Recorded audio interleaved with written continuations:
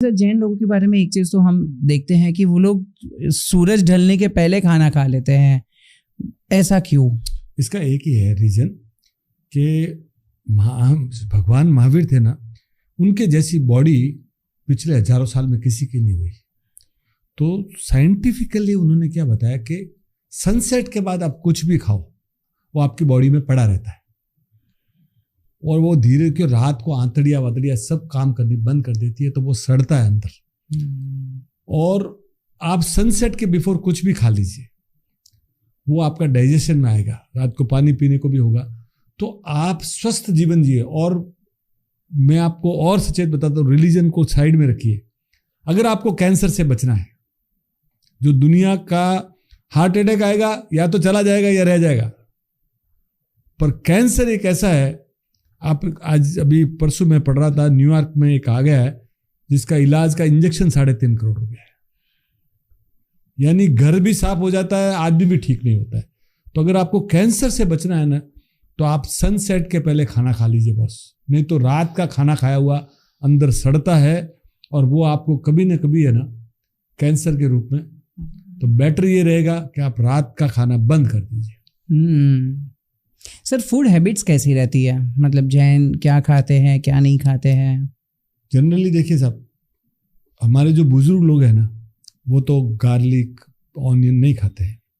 उसमें थोड़ा रिलीजन भी आता है, क्योंकि वो जब आप अंदर से निकालेंगे ना तो उसके साथ अंदर के जो जीव होते हैं वो भी मर जाते हैं करके। पर अभी नई जनरेशन तो सब खाते हैं करते हैं, वो ऐसा कोई नहीं, मैं नहीं मानता कि नहीं है करके। खाना जनरली जो वेजिटेरियन खाना बनता है ना हम लोगों के यहाँ, आपने कभी इंडिया की जो सबसे बढ़िया मिठाइयाँ है ना जोधपुर से आती है। पूरी हिंदुस्तान में अगर सबसे बढ़िया मिठाई अगर कहीं बनती है तो जोधपुर। तो आपको खाना वेजिटेरियन खाना, और इतनी वैरायटीज जितनी आपको जैनों में मिलेगी ना, अग्रवालों में और जैनों में, यानी राजस्थान का जो बेस है ना, इंडिया में आपको कहीं नहीं मिलेगी। क्योंकि आपको 50 तरह की सब्जियां, 50 तरह की चटनियां, और वो भी सीजनल, कौन सी सीजन में क्या खाना चाहिए, क्योंकि इन्होंने एक्सपेरिमेंट्स बहुत किए और चीजें बहुत बढ़िया बनाई। करेक्ट। दाल बाटी कभी खा के देखिए आप, 50 तरह की दाल बाटी आपको मिल जाएगी। यानी वहाँ की जो कई चीजें ऐसे गट्टे की सब्जियां वगैरह जो खाते हैं ना, तो आप मुंह में पानी बस अभी आ गया। क्योंकि मैं अभी हम लास्ट टाइम हम गए थे जयपुर साइड, तो वहाँ पर एक होटल में बैठे थे, इतनी बड़ी थाली, और उनका जो खिलाने का तरीका, मतलब इतना अच्छे से आग्रह करके खिलाते जैसे मतलब अपने बैठे हो ऐसा। मतलब ये सच में बहुत अच्छा लगता है। और ये इतने तरीके के खाने, और राजस्थान में जब पर्टिकुलरली जब आप जाओगे, जैसे आपने अभी नाम लिया दाल बाटी, मतलब मुंह में पानी आ गया सच में। अच्छा, आप वैसे तो सर सबको स्टोरीज बताते हो, मुझे आपके बचपन की कोई एक स्टोरी सुननी है जो लोगों को इंस्पायर कर सके ना। ऐसा है कि बचपन जो वैसे तो गुजरा मेरा ना, मेरे साथ क्या हुआ साहब, मेरे साथ लाइफ में मैं जो पाँव पे मुझे सपोर्ट खूब मिला, दोस्तों का समझिए, रिश्तेदारों का, या एवरीवन। मुझे कोई बैड एक्सपीरियंसेस बहुत कम हुए कि किसी ने मुझे चीट किया है, कि किसी ने मेरे साथ कोई किया है कि वो क्या। और मेरा अभी भी मानना है कि साहब 90-95% लोग बहुत भले हैं। आप 5-10% के लिए पूरी दुनिया को एक पेंट मत कीजिए। करेक्ट। लाइफ बहुत अच्छी है। और पर्टिकुलरली मैं आपको बताता हूँ, मैं बाहर इतना ट्रैवल किया ना, मैं आपको बोलता हूँ, अगर आपको इंडिया में 2 पैसा मिल जाता है ना, तो बाहर मत जाना बॉस। आपको बता देता हूँ, बाहर लाइफ बहुत लोनली है, बहुत एक खाली फेसबुक के फोटो के लिए अच्छी है, पर रियल लाइफ अच्छी नहीं है। ये बहुत इंपॉर्टेंट चीज़ आपने बता दी, क्योंकि लोगों के सपने रहते हैं कि मुझे यार इंडिया छोड़ के बाहर जाना है, क्योंकि यहाँ पर बहुत ज़्यादा पॉलिटिक्स है एंड टॉक्सिक कल्चर हो गया, और मुझे यहाँ से बस बाहर जाना है। लेकिन बाहर जाने के बाद भी, जैसे आपने करेक्टली बताया, कि वहाँ पर लाइफ उल्टी यहाँ से ज़्यादा खराब है। मैं आपको रियल बात बता रहा हूँ साहब। आप अरे साहब यहाँ नीचे सो जाओ, पान पट्टी वाले के पास खड़े हो तो 25 जने आपसे बात करने वाले मिल जाएंगे। वहाँ कोई नहीं है साहब, अकेलापन है। करेक्ट। ये सब बातें जब अच्छी लगती है, जब आपको कोई बात करने वाला नहीं हो। मैं आपको एक छोटी सी कहानी बताता हूँ। लास्ट जापान में एक लड़का है, शिजो मोरोमोटी। वो लड़का 18 साल तक राइटर था, तो उसको जापानीज बहुत ज़्यादा बिजनेस और बहुत ज़्यादा टाइम, तो उसको राइटर को बोलने लगे ये कोई काम का नहीं। तो उसने एक दुकान खोली, डू नथिंग बिजनेस। क्या खोला? Do nothing business. अब वो क्या करता है कि वहाँ पे लोग अकेले हो गए, किसी को रेस्टोरेंट में जाना है तो ये साथ में जाएगा, ये पर 1 आवर $75 लेता है, ठीक है। ये खाली हूँ हाँ करेगा, आपको कोई ज्यादा एडवाइस नहीं देगा। अब एक लड़की को साड़ी पहन के जापानीज रेस्टोरेंट में जाना था, शर्म आ रही थी, तो ये साथ में चला गया। किसी को फूड फेस्टिवल में जाना है, साथ में जाना, चला गया। एक आदमी टोक्यो से बाहर जा रहा था तो उसको ट्रेन पे कोई बाय बाय करने वाला नहीं था, तो ये बाय बाय करने के लिए चला गया। इसने पिछले 3-4 साल में 2 करोड़ रुपए कमा लिए। इसका काम क्या है? साथ देना। ये एक सलाह। और आप लास्ट में इसका नूर देखिए, ये सुनता है, सलाह नहीं देता है। इम्पोर्टेंट, लोगों को सुनने वाला चाहिए, सलाह देने वाला नहीं चाहिए। तो साहब ये आपको हिंदुस्तान में ही मिलेगा। मस्त जिंदगी है, इतना प्यारा देश है, छोड़ के मत जाना बॉस, दुख पाओगे। Thank you. Sir, Jain community के बारे में आपने इतना कुछ बताया, मुझे अंदर से बहुत क्यूरियोसिटी हो रही है और भी इनके बारे में जानने की, क्योंकि जहाँ तक मुझे पता है ये सबसे माइनॉरिटी कम्युनिटी है इंडिया में, लेकिन टैक्स सबसे ज़्यादा यही लोग पे करते हैं। ऐसा है कि वो एक जनरल आंकड़ा है, मेरी बात सुनिए, पर मैं उससे इत्तेफाक नहीं रखता हूँ। वो एक आंकड़ा है कि भाई जैन लगभग 24% टैक्स देते हैं, पर चूंकि इंडियन ITR में रिलीजन मेंशन नहीं होता है तो वो एग्जैक्टली नहीं कर। वो किस लिए बता पा रहे हैं कि गुजरात, महाराष्ट्र और राजस्थान में हमारा बेस है, MP में, हाँ। और मैक्सिमम जो कंट्रीब्यूशन है वो इन्हीं स्टेट से आता है। हाँ। तो और चैरिटी भी ये लोग ज्यादा करते हैं, क्योंकि ये बाई बर्थ है। आप समझिए मेरी बात को, जो आंकड़े आते हैं कि भाई 60%, वो सब चीजों का कोई आधार नहीं है, आप समझिए। पर बात ये है कि जनरल वे में भी आप कहीं भी कोई भी वो आपदा आती है, कोई भी रिलीफ है, तो सबसे पहले आप वहां चले जाइए, आपको काम हो जाएगा। अब जैसे आपने सुना होगा, पलक मुचाल करके एक सिंगर है, उसने 3000 हार्ट के ऑपरेशन करवाए। और वो जब कई मूवीज में उसके, आपको तो MS धोनी में आई थी, आशिकी 2 में उसका गाना है। और वो जब बच्चे ऑपरेशन हो रही है तो वो जैनों का एक नवकार मंत्र है, वो पीछे से जाप कर रही होती है। एंड उसने अपने पैसे से 3000 बच्चों का हार्ट का ऑपरेशन करा दिया। तो सवाल ये है कि जैनों का आई थिंक सी महेश्वरी, पर वो शायद उनके फादर मदर जैनों में बिलीव करते हैं या क्या, I don't know deeply about. पर जैनों का ये चीज़ों का आप नेचुरली आप देखेंगे। और एक उनकी फूड हैबिट्स बहुत बढ़िया है, बिफोर सनसेट खाना, तो आपको जनरली शारीरिक बीमारियां इनमें कम मिलेंगी। आप सोचो, एज वाइज इंडिया की 69 है और जैनों की एवरेज एज 73 है। ज्यादा जीते। सेकंड, आपको इसमें जैनों में बहुत कम आपको डिप्रेशन के केस कम मिलेंगे। सोसाइटी स्ट्रक्चर बहुत मजबूत है, एक दूसरे के काम बहुत आते हैं, खड़े हो जाते हैं। और दूसरा, लाइफ स्टाइल में कोई भी लग्जरी अननेसेसरी नहीं है। हम अगर चाहे ना, देखो साहब, ये 5-10 सालों में ये सब शादियों में इतना धमाल बढ़ा है, बाकी जैनों में पहले नहीं था। तो ये नेचुरली अगर रहना चाहे तो बहुत बढ़िया जिंदगी आराम से। और साधु महात्मा भी आते हैं ना, तो उनका प्रवचनों का बहुत। और साधु महात्मा जैनों में क्या है कि यही अकेले साधु महात्मा जो एक पैसा भी रखते नहीं अपने पास, पैदल विहार करते हैं। तो महात्मा लोगों का संबंध समाज के ऊपर बहुत बड़ा प्रभाव है। और 99.99 में 1% का तो किसी का कोई नहीं। आपको महात्मा भी ऐसे मिलेंगे जिन्होंने लाखों रुपये का छोड़ के आए हैं और सोसाइटी में कंट्रीब्यूट कर रहे हैं, आप सोचो। तो ये जो बेसिकली आप नजदीक से इनकी सोसाइटी को आप देखेंगे ना, तो जैनों का एक जो लाइफ स्टाइल, सोचने का तरीका, एक दूसरे के काम आने का तरीका, बहुत सारी चीजें। और मैं लगभग 150 सेशन कर चुका हूँ, तो मैंने बहुत नजदीक से देखा है। जो जहां बैठा है ना, वो वहां पे सोसाइटी में कुछ न कुछ बड़ा काम कर रहा है। कोई भी आदमी को आप मिलोगे तो मालूम है 2-4 संस्था में वो कोई नहीं कहीं। ये एक अच्छी चीज है। सर, मुझे ऐसे 3 चीजें बताइए जो आपके जैन कम्युनिटी में आपको सिखाई जाती है और जिसकी वजह से जैन कम्युनिटी इतना अच्छा ग्रो कर रहा है। जैन कम्युनिटी में एक तो आपको बचपन से सब पैसे का सेविंग सिखाया जाता है। ऐसे हम स्टेशन से पैदल चले जाएंगे, 20 रुपया ऑटो का नहीं देंगे, पर ऐसा कोई समाज को काम पड़ेगी तो 20,000 रुपया दे देंगे। First point.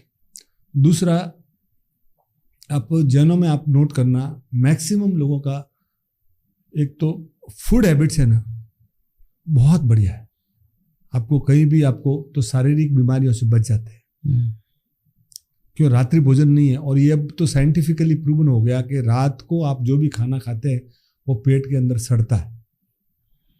और नोबेल मिला है जापान वालों को इसलिए कि इंटरमिटेंट फास्टिंग के कारण। और जबकि ये हजारों साल से जैनों में तो परंपरा है, करेक्ट, कि भाई आप उपवास रखो, आपके अंदर के सेल्स, कैंसर सेल्स ही खत्म हो जाएंगे।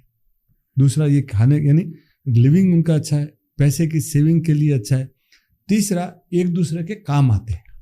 आपको सोसाइटी में लगभग वो आप कहीं भी जाएंगे तो छोटा मोटा कोई काम होगा तो कोई मना नहीं करेगा। ये सोसाइटी की ब्यूटी है। सर मैं थोड़ा सा आपके बिजनेस के बारे में जानना चाहूंगा, आपके पर्सनल लाइफ के बारे में जानना चाहूंगा कि कैसे आपने स्टार्ट किया, कैसे ये लेवल तक आप पहुंचे। नहीं, बॉम्बे देखिए, अपने बॉम्बे में क्या है, सबसे बड़ी बात है हिंदुस्तान में सबसे ज्यादा अप्रिशिएटिव क्राउड अगर आपको कहीं मिलेगी तो वो बॉम्बे में मिलेगी। हाँ, अपने कोई भी अच्छी चीज करते हैं ना तो यहाँ पे लोगों का खूब सपोर्ट रहता है। और पर्टिकुलरली हमारे जैन समाज में अच्छी चीज का खूब सपोर्ट है। आज मैं आपको एक बताता हूँ, अपने मुंबई की रेल लोकल ट्रेन देखी आपने? हाँ हाँ। आप पीछे खड़े होते हो, लोग धक्का मार के अंदर डाल देते हैं। ये है ना, सही है। मेरे साथ क्या हुआ कि हमारे जैन समाज ने मुझे 95%, मेरा कंट्रीब्यूशन तो 5% है, हमारे जैन समाज का कंट्रीब्यूशन 95% है। वो लोग मुझे मेरी गलतियों को भी नजरअंदाज करते हैं और अगर मैं फ्री हूं तो पहले मुझको बुलाने की कोशिश करते हैं। अब सोचिए, और अगर सोसाइटी का आपको सपोर्ट मिलता है ना तो फिर आपको कोई देखने की जरूरत नहीं। क्योंकि हमारे जैनों की इतनी, आप सोचो, मैं आपको एक जैनों का भी एक एग्जाम्पल है, एक स्टोरी मैं अभी बनाने वाला हूँ, वो स्टोरी मैं आपको सुना रहा हूँ। नामीबिया का नाम सुना अभी? हाँ हाँ, साउथ अफ्रीका, नामीबिया का वहाँ का फूड पोर्शन 84% वहाँ का फूड खत्म हो गया। 50% आबादी वहाँ की भूख, खाने पीने दोनों नहीं। तो गवर्नमेंट ने एक फैसला लिया, 700 जंगली जानवरों को मारो, उसमें 200 एलिफेंट, जेब्रा। आप सोचो मेरी बात को, आप सुन के ताज्जुब करेंगे, हिप्पोपोटामस, यानी जितने बड़े बड़े इन जानवरों को मार के उस जानवरों से पेट भरना, वो उनका फाइनल हो गया, डिसीजन हो गया। ये बात का मालूम पड़ी है वर्ल्ड में जितनी भी संस्था है ना जो अपने आप को बोलते हैं एनिमल राइट्स के लिए, सबने क्रिटिसाइज किया पर सोल्यूशन नहीं निकाला। सोल्यूशन किसने निकाला मालूम है? एक संस्था है अहमदाबाद में, जैन तपोवन यूथ संस्था। उन लोगों ने क्या किया, उन्होंने नामीबिया गवर्नमेंट को संपर्क किया कि साहब ये काम आपको नहीं करना चाहिए। यहाँ के पहले दिल्ली के उनके एम्बेसडर से, फिर उनके प्राइम मिनिस्टर से, उनके प्रेसिडेंट से, और इन्होंने बोला कि हम आपकी हेल्प करते हैं, आप इसको, और उनसे रिटर्न में लिखा के लिया कि आप इन जानवरों को नहीं मारेंगे और उसकी व्यवस्था हम करते हैं। तो उन्होंने यहाँ से 2500 मीट्रिक टन अनाज भेजा है। कितना? 2500 मीट्रिक टन, और फार्मिंग इक्विपमेंट्स भी भेजे। क्या आप लड़ो? ये बात जब गुजरात गवर्नमेंट को मालूम पड़ी तो पटेल साहब ने भी 500 मीट्रिक टन का आश्वासन दिया, और जब इंडियन गवर्नमेंट को मालूम पड़ी तो उन्होंने 2000 मीट्रिक टन अनाज उन्होंने भी भेजा। एक अच्छी चीज तो साहब, hats off to Jain community कि जिन्होंने, आप ये सुन के आपका मन हो जाएगा कि ये एक्चुअल लोग हैं कि भाई जो करना चाहते हैं, कि भाई आप कर क्या रहे हो, आप समझे। तो जैन कम्युनिटी का रियल बात यह है कि ये लोग इनकी बहन क्या है कि करने के बाद इनका कोई सोशल प्लेटफॉर्म्स ऐसे नहीं है कि इनकी पब्लिसिटी हो। ये तो मेरे को किस्सा मालूम इसलिए मैंने आपको बता दिया। बाकी मेरे ख्याल से ये लोग जितना डोनेशन दे रहे हैं ना, किसी को नहीं पता, दुनिया में शायद ही कोई कम्युनिटी देती हो। ट्रू। और ईश्वर की मेला भी है, जो देता है उसके पास आता ही है। तो सवाल ये है कि भाई आप अल्टीमेटली बात यही है कि आप अच्छे काम करते रहिए। सर जैन कम्युनिटी के बारे में ना अक्सर बहुत सारी चीज़ें हमने पॉजिटिव नेगेटिव सुनी है, लेकिन नेगेटिव चीज़ एक बहुत चर्चा चलती है यंगस्टर्स में कि वो लोग सुबह सुबह नहा धो के मंदिर जाते, देरासर जाते हैं बिना चप्पल पहने, कहते हैं कि वो कीटाणु मर जाएंगे, लेकिन वही बहुत लोग गाड़ी और एक्टिवा लेके जाते हैं, तो क्या उसमें नहीं मरते हैं? ये देखो साहब, ये अब व्यक्तिगत मैटर हो गया। हाँ। बाकी ये तो होना ही होना है, और डे टू डे लाइफ में सबका, आज हम लोग इंडस्ट्री भी तो चला रहे हैं, इतनी इंडस्ट्री चलाते हैं तो वहाँ भी तो जीव मरती है, ऐसा नहीं है करके नहीं है। पर बात ये है कि जैनों को भी अपना आत्मचिंतन अभी करना पड़ेगा कि एक जमाने में 40 करोड़ जैन थे वर्ल्ड में, पूरा दुनिया में। आप सोचिए, इस देश का नाम भारत पड़ा, तो वो आदिनाथ भगवान के पुत्र थे भरत, उनके नाम पे इस देश का नाम भारत पड़ा। जिस कम्युनिटी ने इस देश को नाम दिया वो कम्युनिटी जैन। इस देश का पहला चक्रवर्ती हुआ चंद्रगुप्त मौर्य, वो जैन। अब सोचिए, इस देश का पहला, जिस समय गौरी ने अटैक किया, तो उसको जो सबसे पहले आदमी जो हराने वाला था ना, वो हराने वाला जैन राजा था। सोचिए, इस देश में जब 1947 के पहले जब आज़ादी का आंदोलन चल रहा था, तो महात्मा गांधी और जेबी कृपलानी ने उनको बोला कि दुनिया में जहाँ भी रेवोल्यूशंस आए वो वाया ब्लड आए। फ्रेंच रेवोल्यूशन समझिए कि वो समझिए, तो या तब महात्मा गांधी ने श्रीमद राजचंद्र करके जैनों के एक बहुत बड़े संत हुए, उनसे वार्तालाप किया। He was spiritual Guru of Mahatma Gandhi. उन्होंने उनको बोला कि हमारी आज़ादी नॉन वायलेंस से आएगी, और हिंदुस्तान, और वही साहब Nelson Mandela, Martin Luther king, जितने भी वर्ल्ड में हुए ना, उन्होंने सब ने गांधी जी के वो बातें सुनी। तो हम ये जैनों के इम्पैक्ट है ना सर। मैं आपको जैनिज्म के बारे में बोलना चालूंगा कि बहुत लंबा हो जाएगा, पर इतना बड़ा इम्पैक्ट होने के बाद भी ये सोसाइटी के लोग कम होते क्यों जा रहे हैं? हम जैनों को भी आत्मचिंतन करना चाहिए कि भाई इतनी बढ़िया जैन रिलीजन, इतने बढ़िया लोग, और इतनी दुनिया को आपने कंट्रीब्यूट किया, और आप लोग इतने सीमित क्यों हो रहे? तो सोचिए, सोचने का, क्योंकि हमको बड़ा नजरिया रखना पड़ेगा। So true sir. अगर मारवाड़ी जैन कम्युनिटी की अगर हम देखें तो वो पैसे को लेके बहुत ज़्यादा कॉशियस होते हैं, इंटरेस्ट को, ब्याज को, या कैलकुलेटिव रहते हैं।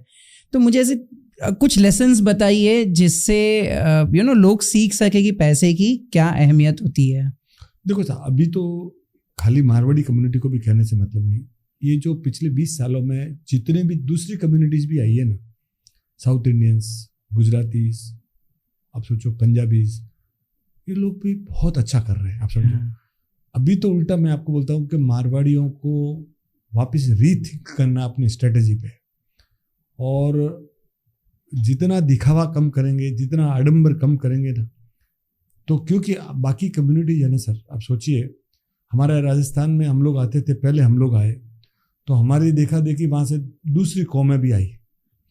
आज उन लोगों ने खर्चे नहीं रखे, तो आज वो लोग सब आगे निकल गए।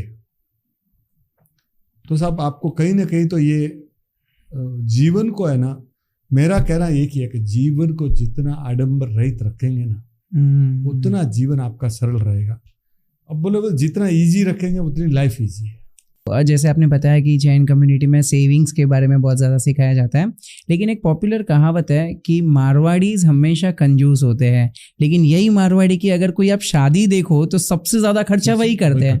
तो ऐसा क्यों कहा जाता है? देखो साहब, ये दिखावा जो बढ़ा है ना, वो ये कुरीति बड़ी है, इसको अपने डिनाई नहीं कर सकते। मैंने आपको क्या बोला, इसके लिए अभी है ना यंगस्टर्स को आगे आना पड़ेगा। कि कई बार पहल पुराने लोग करते थे, अब पुराने लोगों से ज्यादा मुझे क्या लगता है कि यंगस्टर्स को, क्योंकि देखो साहब, आज की डेट में किसी लड़के की शादी उसकी बिना मंजूरी नहीं कर सकते, तो वो अपनी शादी में ये भी शर्त रख सकता है कि मेरी शादी में सिर्फ 30-35 आदमी होंगे या 50 आदमी होंगे। तो वो अगर फोर्स करेगा तो सबको मानना भी पड़ेगा। तो ये पहल अब जैन युवाओं को करनी चाहिए कि ये जो आडंबर है ना, वो आपको कल कभी ना कभी, देखो साहब, मैं दुनिया में 3 एग्जाम्पल आपको देता हूँ। विजय माल्या, विजय मल्ल्या बैंकक्रप्ट हो गए थे, अब सोचिए। और हालत ये हो गई थी कि वो उनके पायलट्स का भी पेमेंट नहीं दे पा रहे थे। और उसी के 2 दिन बाद इन्होंने अपना बर्थडे सेलिब्रेट किया और एनरिक को और इनको बुलाया और 4-4 करोड़ रुपया दिया। और वो इतना दिखावा उसको महंगा पड़ा कि उनको यहाँ से हिंदुस्तान छोड़ के जाना पड़ा। सिर्फ शोशेबाजी ने हर्षद मेहता लेक्सस कार लाई थी सब 45 लाख की, तब किसी के पास इतनी बड़ी कारें नहीं होती थी। और उस कार से वो लोगों के लाइट में आ गए और वो शोशेबाजी हर्षद मेहता को ले डूबी। और तीसरे सुब्रतो राय सहारा, जिन्होंने अपने बच्चे की शादी में 500 करोड़ रुपया खर्च किया था। ये 3 एग्जाम्पल आपके लिए ऐसे हैं कि आडंबर है ना, आपको कहीं का नहीं छोड़ेगा, चाहे जैन हो कि मारवाड़ी हो कि कोई हो।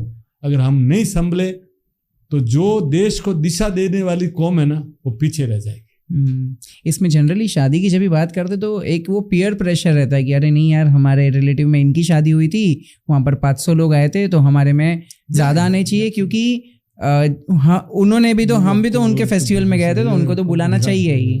तो ये कहीं ना कहीं पेरेंट्स को भी समझना पड़ेगा। देखो मैंने आपको क्या बोला था, पेरेंट्स जिस जनरेशन से आए ना, तो वो जनरेशन को अभी आप ये सोचो कि वो ये स्टेप लेंगे, तो आप उम्मीद अब मत रखो। क्योंकि वो अभी उस दुनिया में रस बच गए हैं जहाँ दिखावा है। करेक्ट। वो यंगस्टर्स ही है जिनको इसको अभी लीड लेनी पड़ेगी और इस आडंबर से बाहर निकलना पड़ेगा। ट्रू। और अगर इस आडंबर से बाहर नहीं निकले ना, तो आगे का भविष्य अच्छा नहीं।